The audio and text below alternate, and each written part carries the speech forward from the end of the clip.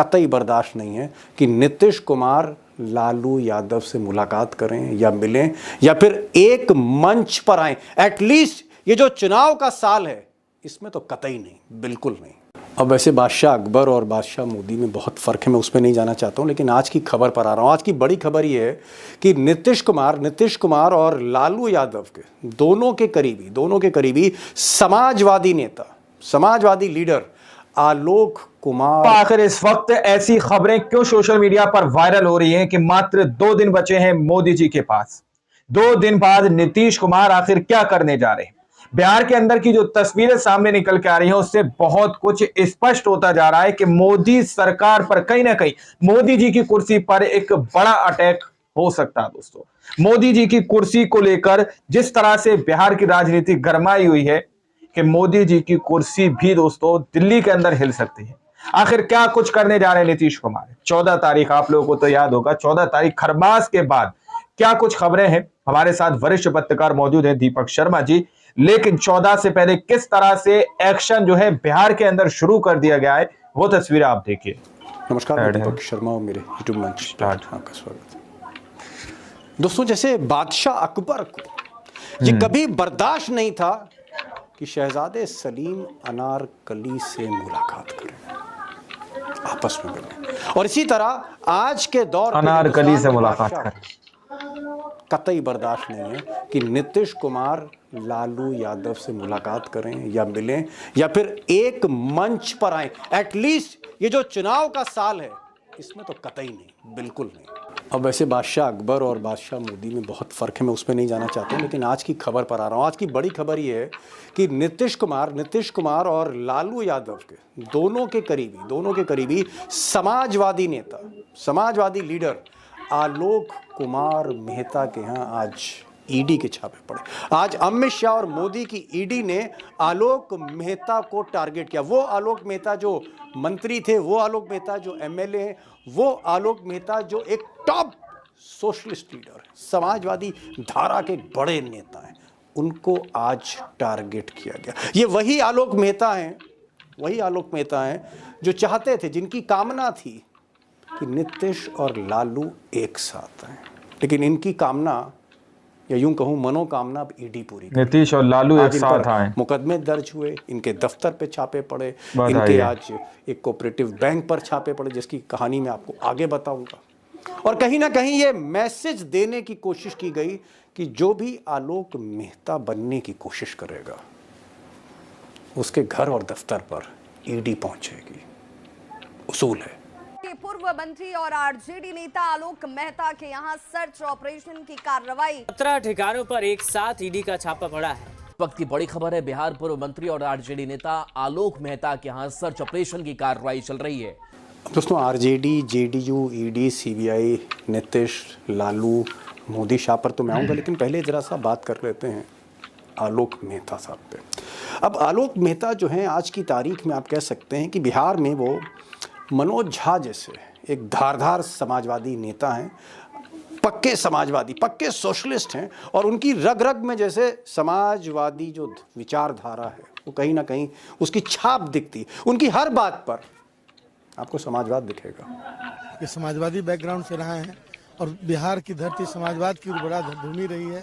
जननायक कर्पूरी ठाकुर और जेपी की भूमि रही है, लोहिया का कार्य क्षेत्र रहा है। अब जो तो आलोक मेहता जो हैं वो लालू के भी करीब हैं, तेजस्वी के भी करीब हैं।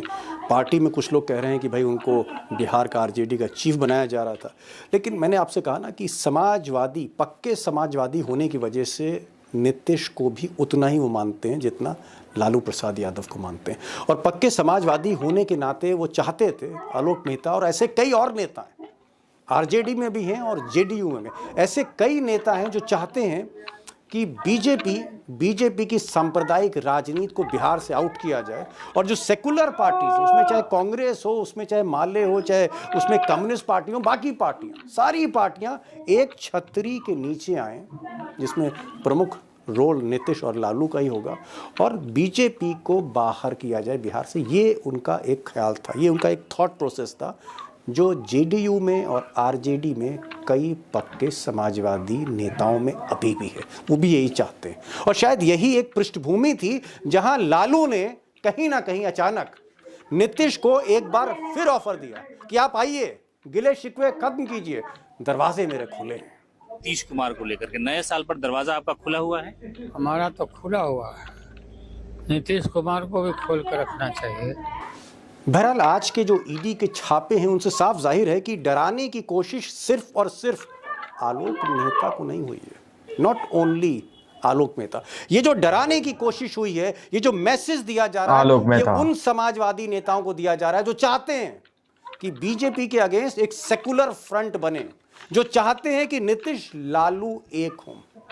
और इसीलिए मैं कह रहा हूं कि जो कोऑपरेटिव बैंक का जो बहाना है कि वहां पर कोऑपरेटिव बैंक को लेकर छापे मारे गए, दरअसल ये जो कोऑपरेटिव बैंक है ये आलोक मेहता के जो पिताजी थे, जो एक बड़े समाजवादी नेता थे, उन्होंने इस्टेब्लिश किया था। और ये जो घपला है ये वहाँ के सीओ वन मिस्टर तिवारी उनका किया कराया है, जिन पर एक एफआईआर हो चुकी है, मामला चल रहा है। इसलिए मैं कह रहा हूं कि आप टाइमिंग को नोट करिए, टाइमिंग देखिए छापों की, ईडी के छापों की टाइमिंग देखिए। और ये छापे तब पड़ रहे हैं जब लालू यादव नीतीश कुमार को ऑफर देते हैं, ऑफर देने के बाद छापे पड़ रहे हैं। मैसेज ऑफर देते हैं जब वो कहते हैं कि पलटी मार लो, दरवाजे खुले हैं, करते जाएंगे लोगों पर छापा आइडिया। और क्या है बीजेपी के पास कुछ है इसके अलावा, और कुछ है क्या? अब दोस्तों इन छापों के पीछे और भी कोई मोटिव है स्पष्ट किया जा रहा है यहाँ पर, बेहतर जानते हैं। लेकिन एक सच्चाई ये भी है कि यानी बीजेपी का सीधे तौर पर कहा जा रहा है, तेजस्वी यादव बोल रहे हैं, लालू तेजस्वी की पार्टी यानी जेडीयू और आरजेडी एक हो गई, तो ये तय मानिए आज की तारीख में भी बीजेपी को एग्जिट करना पड़ेगा बिहार से। चुनाव में फिर बीजेपी के जीतने के चांसेस बहुत कम है। अगर सारी सेकुलर पार्टीज, चाहे वो कांग्रेस हो या लेफ्ट पार्टीज हो या फिर नीतीश की पार्टी हो या फिर लालू की पार्टी, सब एक हो गई, तो it's exit for BJP from Bihar. और सिर्फ बिहार में ही एग्जिट नहीं होगा, दरवाजा बाहर का, निकासी का सिर्फ बिहार में नहीं खुलेगा, उसका असर दिल्ली में भी होगा, क्योंकि मोदी जी आज की तारीख में एक अल्पमत सरकार चला रहे हैं, बैसाखियों वाली सरकार चला रहे हैं, जिसमें महत्वपूर्ण भूमिका अल्पमत सरकार चला रहे हैं, बैसाखियों वाली नायडू की है, नीतीश की भी बहुत महत्वपूर्ण भूमिका है। तो अगर एक चंद्रबाबू नायडू की है मिस्टर मोदी को बिहार में, तो वो झटके का असर कहीं ज्यादा दिल्ली में महसूस होगा। इसीलिए बादशाह नहीं चाहता कि नीतीश और लालू एक मंच पे आए, कम से कम 2025 में।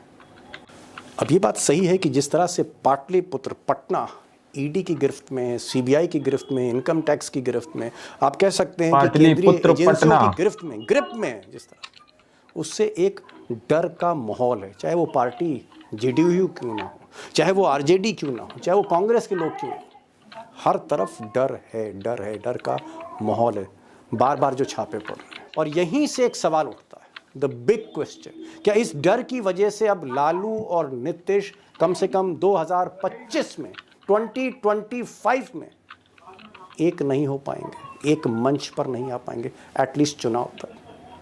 यानी जो मोदी और शाह चाहेंगे वही 2025 में होगा, जो मोदी और शाह चाहेंगे वही बिहार में होगा, ऐसा है क्या? या फिर नीतीश और लालू कुछ दिनों के बाद फिर से कुछ कर सकते हैं? Big question. इसी का मैं जवाब ढूंढने की कोशिश करूंगा। 3 खास मेहमान हैं आज, आरजेडी और जेडीयू के बहुत करीबी बिहार के जर्नलिस्ट अभिषेक कुमार, उनको मैंने बुलाया और इनवाइट करके उनसे कुछ सवाल मैंने किए कि आलोक मेहता को जिस तरह से टारगेट किया गया, इसका मोटिव क्या, what is the motive, objective क्या है मिस्टर शाह के जहन में, मोटिव क्या है उसका, इस तरह से आलोक मेहता को सीधे इनडायरेक्टली टारगेट किया गया? कुछ सवाल किए कि क्या वाकई कोई गुंजाइश बसती इन छापों के बाद, आज नहीं, कल नहीं, परसों नहीं, कुछ महीने बाद ही सही, नीतीश और लालू के एक हो सकते हैं? कुछ गुंजाइश है, रत्ती भर गुंजाइश है? ये भी पूछा मैंने उनसे। इम्पॉर्टेंट है क्योंकि बिहार की जो राजनीति है उसमें जो कुछ होता है उसका सीधा इम्पैक्ट दिल्ली की राजनीति पर, मोदी की राजनीति पर, राजनीति मोदी की कुर्सी पर। मेरा सवाल ये है कि जिस वक्त लालू ने नीतीश कुमार मोदी की कुर्सी पर उसका असर पड़ता है जिस वक्त आरजेडी अपनी बैठक करने जा रही है, जिस वक्त पूरे बिहार में एक कौतूहल है, चर्चा है कि भाई नीतीश और लालू कहीं ना कहीं अंदर अंदर खिचड़ी पक रही है, ऐसे समय पर आलोक मेहता जो मंत्री भी रहे, एमएलए भी है, एक सीनियर लीडर हैं, आरजेडी के वो स्टेट चीफ बन सकते थे, प्रेसिडेंट बन सकते थे, ऐसे आदमी पे इस वक्त पर गाज क्यों गिराई गई? ईडी का छापा क्यों मारा गया? भाई बैंक तो पहले भी था, बैंक तो उनका पहले भी था, कोऑपरेटिव बैंक तो पहले भी था, पहले भी ट्रांजैक्शन थे, आज की तारीख में छापा क्यों? क्या ये बात सही है कि मिस्टर आलोक मेहता जितने करीब लालू के थे उतना ही कहीं ना कहीं उनके दिल में जगह नीतीश कुमार के लिए भी है? बिल्कुल। और इस बात को आपको मैं एक ब्रेकिंग खबर दे दूं, थोड़ा आपको जानकर हैरत होगी। पशुपति कुमार पारस जो रामविलास पासवान के भाई हैं, उन्होंने अपने यहाँ मकर संक्रांति का भोज रखा है। मेरी जानकारी के मुताबिक लालू यादव और नीतीश कुमार को तो बुलाया है, लेकिन अपने भतीजे चिराग पासवान को नहीं बुलाया है, और अब तक की जानकारी के मुताबिक किसी भाजपा नेता को न्योता नहीं दिया है। ये आप इस बात का ध्यान रखिए। मैंने पूछा भी कि क्या आलोक मेहता भी इनवाइट है वहां पर, तो लोगों ने कहा कि आलोक मेहता इनवाइट नहीं होंगे तो पार्टी कैसे होगी। ओहो, अब आप अंदाजा लगा सकते हैं, मतलब मकर संक्रांति के दिन पारस पासवान के न्योते पे आलोक मेहता होते, वहां पर लालू होते और वहां पर नीतीश भी आ सकते थे, आप ये कहना चाह रहे हैं? नीतीश कुमार को इनविटेशन नीतीश होते, मध्यस्थता की कई लाइनें खुली हुई है, ध्यान रखिए। आलोक मेहता अकेले नहीं है, आलोक मेहता पुराने हैं, लालू यादव के ट्रस्टेड है, लेकिन पशुपति कुमार पारस लालू यादव और नीतीश कुमार दोनों से उनके साथ बड़े गहरे रिश्ते रहे। भाई भले ही वो रामविलास पासवान के। नीतीश कुमार ने जब 7 दिन की सरकार आज से 25 साल पहले बनाई थी, उनके 3 मंत्रियों में से एक का नाम था पशुपति कुमार पारस। आलोक मेहता के पिता जनता दल और राष्ट्रीय जनता दल के फाउंडर मेंबर में से एक थे तुलसीदास मेहता। तो ये छापे का मतलब सीधा है कि कहीं ना कहीं एक तरह से इंटिमिडेशन है, डराने की कोशिश है कि बटे रहो और बट कर कटते रहो, एक हो तो सेफ नहीं हो। Okay, got it. टाइगर, ये बताइए, जब भी दोस्तों आप लोगों ने इस वीडियो को शुरू से आखिर तक देखा, वीडियो के स्टार्टिंग में ही मैंने कहा कि आखिर ऐसा क्यों कहा जा रहा है कि मोदी जी के पास 2 दिन बचे, क्योंकि सोशल मीडिया पर जो एक खबर ट्रेंड कर रही है इस वक्त, वो खबर ये है कि 2 दिन बाद नीतीश कुमार पलटी मारेंगे। नीतीश कुमार जो है सीधे तौर पर इंडिया गठबंधन के साथ आ सकते हैं दोस्तों, क्योंकि कहा यह जा रहा था कि खरमास के बाद नीतीश कुमार बड़े फैसले लेते हैं, लेकिन उधर तो कुछ उलट ही होता हुआ नजर आ रहा है। पहले मैं एक बात स्पष्ट कर दूं, जो मैंने स्टार्टिंग में कहा कि मोदी जी की कुर्सी पर अटैक, इसका मकसद और मतलब सिर्फ ये है कि नीतीश कुमार यदि 14 जनवरी के बाद पलटते हैं तो इसका कहीं ना कहीं असर प्रधानमंत्री नरेंद्र मोदी जी की कुर्सी पर नजर आएगा। इसका सीधा सिंपल ये मकसद है जो मैंने कहा।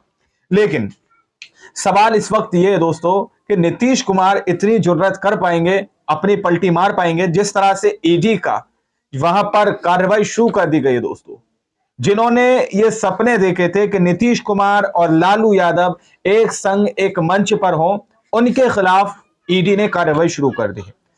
अब यहां पर सीधे तौर पर कहा गया कि बादशाह नहीं चाहते कि किसी भी तरह से ये 2 लोग एक मंच पर खड़े हों या फिर 2025 के अंदर इनकी मुलाकात हो पाए। आखिर वो बादशाह कौन है? आखिर क्यों इन दोनों को मुलाकात होने से रोकी जा रही है दोस्तों? ये समझने वाले अपने आप में समझते हैं। आप लोग के सामने इस रिपोर्ट को रखा गया है, आप लोग इस रिपोर्ट को देखने और सुनने के बाद क्या सोचते हैं, क्या समझते हैं, अपनी राय कमेंट सेक्शन में जरूर दीजिएगा। मिलता है अगली वीडियो में, जब तक के लिए जय हिंद, जय भारत।